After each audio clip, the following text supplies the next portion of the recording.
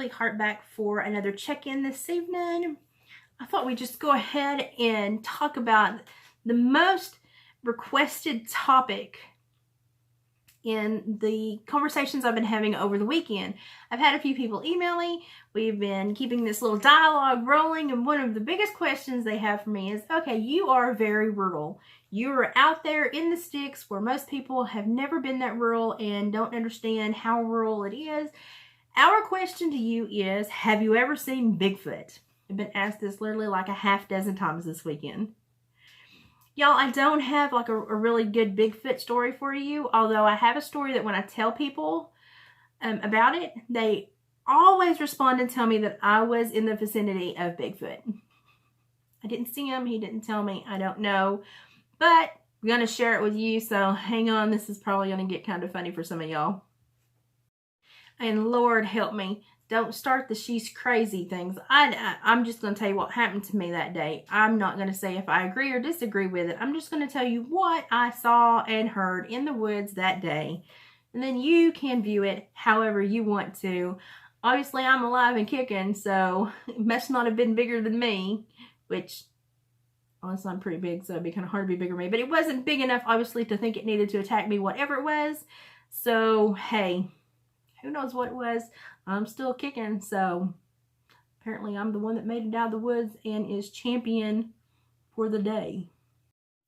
Now, growing up in Appalachia, you hear a lot of people talk about Bigfoot, Sasquatch, the hairy man. You hear a lot of stories in the native lore about the hairy man and the creatures and the spiritual beings. And I just kind of grew up with it all and just kind of absorbed it all, but never really thought about it very much. It always intrigued me, but it was never really on the forefront of my brain. Just, I don't know, maybe being a kid with so many different avenues of input and information into my brain, maybe it just didn't strike me as something I needed to be concerned about, because I grew up in the woods. I grew up coon hunting with my dad, with my brother, and ever since I was tiny. And so I grew up in the woods. I would be left on a ridge because the dogs had treed the holler over, and they knew that my little short legs, being the youngest there, would not make it there and back without somebody having to pack me. Though they would say, Elizabeth, just sit here, take a nap, we'll pick you up on the way back through. Being left with a flashlight, I would just burrow down into the leaves, pull the leaves over me, kind of snucker into my coveralls, and take a little nap until the dogs woke me back up on the way back to the truck. So I've never had this huge fear of being in the woods. I was just raised in the woods, so it's just normal to be in the woods. But I will say that something about the day that I went out on this day was different. So I can't tell you where I went because I don't want people to go and try to find it. But it was a place that that me and my husband helped run a hunting lease on. And to do that, we got the rights to ginseng off of it.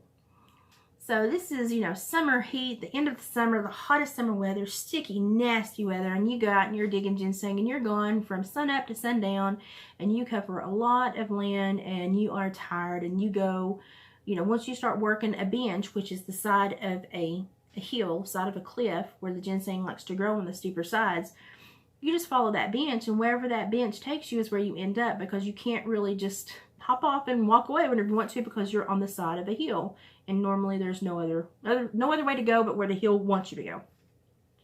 So my husband and I had gone out. We had prepped to be gone all day. And this is one of those days when you're out and about and you know where you're going. We have diggers that are kind of a little weapon in themselves. But the husband did always pack a sidearm just in case, because we have large hogs and coyotes and stuff in the area. We weren't too worried. We had been in the land a lot.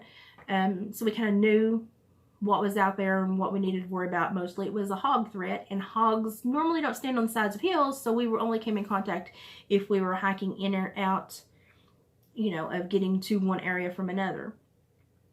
We had done really well that day, made good time, was doing pretty decent. It was hot. I remember it was so hot that day.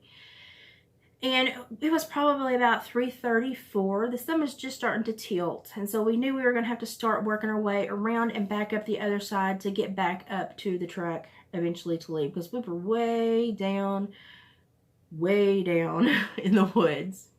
Farther than we should have been. So So after we eat a snack, we commence to dig in the rest of the little patch of ginseng that we found, and all of a sudden I hear and it was obviously 2 legs. Everything has a pattern when it walks. You can tell what it is. You can tell if it's a squirrel, a chipmunk, a hog, a coyote, a deer. You just, when you grow up in the woods, you know these sounds. Me and my husband both at the same time looked at each other and we were like, did you hear that? Did you hear that? You know, we're doing the eye hand language because we're down over this little cliff and we're pointing up, and he's like, yeah, I heard that too. And I was like, well, you go look. And he's like, mm-mm. And I was like, no, you go look. He's like, mm-mm.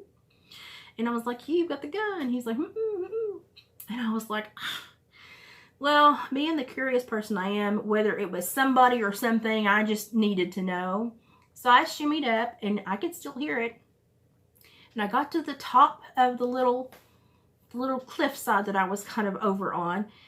And I found a couple of saplings to put my hands on to hold myself. And I just popped up like a little meerkat over the top of that little drop off. And I really anticipated finding somebody probably out doing the same thing we were doing. And so I popped up and I started looking. No one. There was no one. There was no upturned leaves that showed any kind of fresh momentum through the area. There was nothing. And I kind of went back and fuzzed my eyes just a little bit to see if I could make out anything that did not blend in. And nothing stuck out to me. And I looked at my husband and I shrugged my shoulders. So I let myself back down on the bench and started digging again. And then we hear it again. And I look at my husband and I'm like, go look. And he's like, I don't even care at this point. You didn't say anything. I don't even care. So I'm like, fine, I'll look again.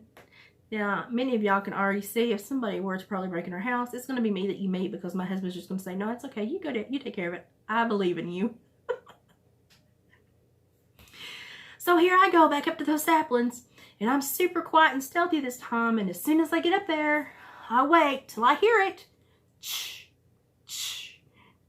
through the leaves, and I pop myself back over that ridge, fully thinking, aha, caught you this time, dude. Now who are you? Nobody. Nothing. Nothing was there. Now I'm a little confused. I pull myself up onto the edge, and I just sit there for a few minutes because I'm like, dude, if you're playing mind games, I'm going to sit here until you come out from behind a tree or somewhere. I'm going to wait you out. And I sat there for the longest till my husband got done, and nothing. And so I was like, hey, I really honestly guess maybe I was hearing things. Let's just go home. And he was like, you weren't hearing things. I heard it too. But he's like, I don't care to know what it is. Let's just head on back. And I was like, okay. You know, whatever it is, obviously it's not aggressive. It's not wanting to harm us. It would have already found us and harmed us. So whatever it is, you go on with your bad self, and I'm going to keep doing what I'm doing, and we're going to start heading back. Wrap around, get on the other side of the bench, go through the swag and get on the other side and go that way up. Well, we hear literally nothing the rest of the day. And when I say nothing, I mean no chipmunks, no squirrels, no birds, no nothing. It was so quiet. And we're in an area that had a lot of caves. We have a lot of caves here in this area. This one area was very spattered with caves. It's one of the more interesting areas as far as cave networks go. We heard nothing. And that was so strange. And we just kept kind of putting it out of our minds, but kind of still looking at each other going, well, yeah, it's kind of strange. We normally hear stuff. Well, we get on up where you finally hit the old road systems that old log trucks and stuff used to use. And so we get up there and we're like, let's just walk the road. Let's not try to get another bench. I'm getting tired. It's late. We call it for the day. We've got as much as we're going to get. Let's go on home. So we're walking out this log road, and we come to this huge waller. A waller is a mud hole that animals use to cool themselves off, put mud on them to keep flies and other varmints off of them. And you could tell that the inside of the mud hole had been rolled vigorously and recently. And so we thought, hey, let's go see what's been visiting this waller and see maybe if there's a big hog in the area or something. We can see what's been coming here. We were very careful walking up to that mud waller. And we looked. Normally you'll see every kind of print possible in that deep mud. It kind of holds. And you could tell it had been watered recently because it was still damp on the edges and the outside. It wasn't dried thoroughly. There was not any tracks within about a 7 to 10 foot radius around that waller. And when I say no tracks, I mean no tracks. Nothing. But in the inside of the waller, there were deep hair impressions. It looked like a boar with his bristles up on his back had just laid down and pressed the whole way around the mud hole.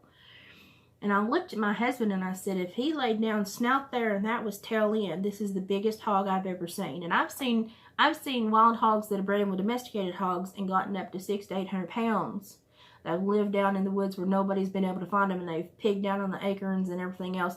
And they get to be huge. I'm talking about huge. And you know they're domestic because they got the flop ears and the dip in their nose. A wild hog has an angular nose and a lot of hair and little evil ears. And I looked at my husband and I said, that's going to be the biggest hog I've ever known being back here.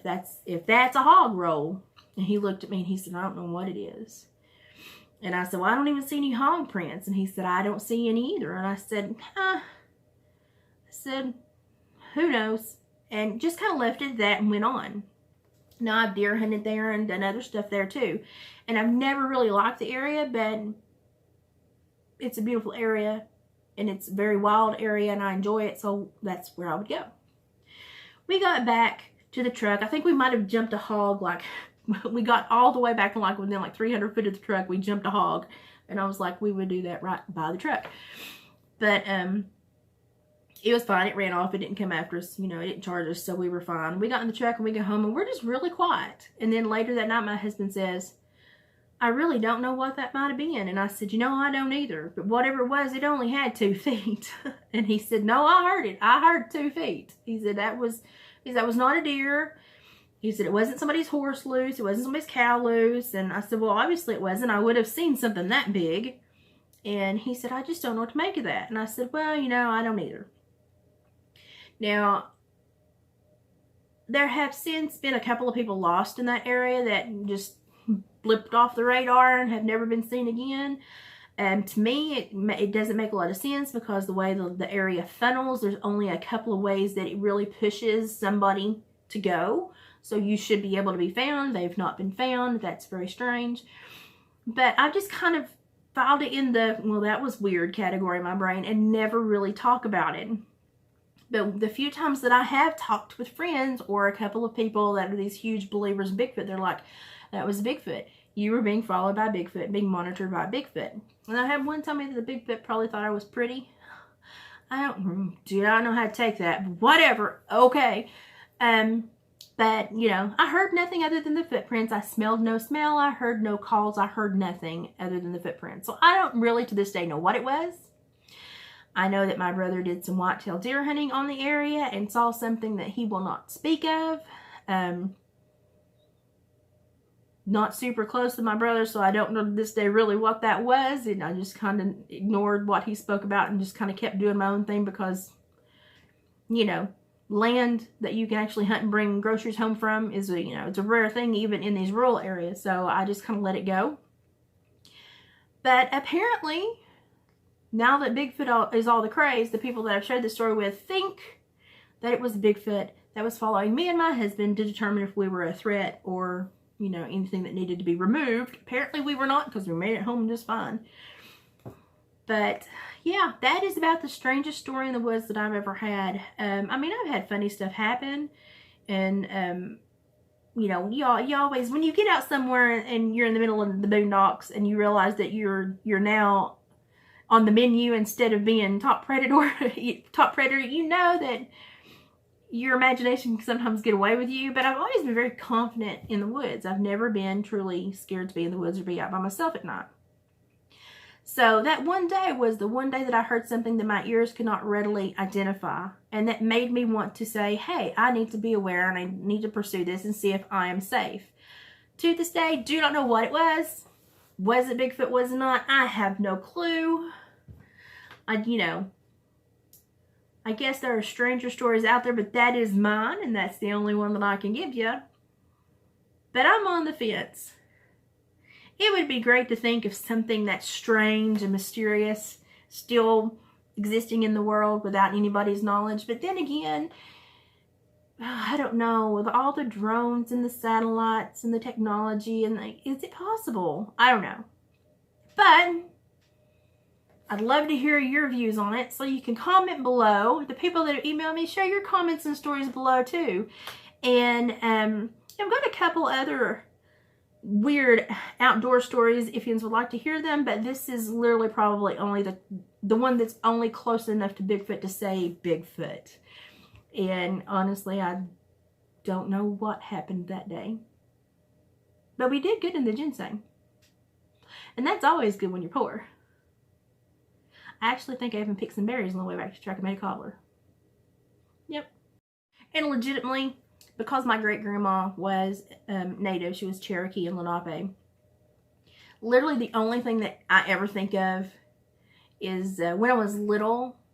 This is the only time that anybody ever used any kind of things to scare me, any stories to scare me. When I was little, my great-grandma, we would go stay with her, and she lived way down in the mountain out by herself, and she would tell us not to go too far in the pasture to play because the hairy man would come get us.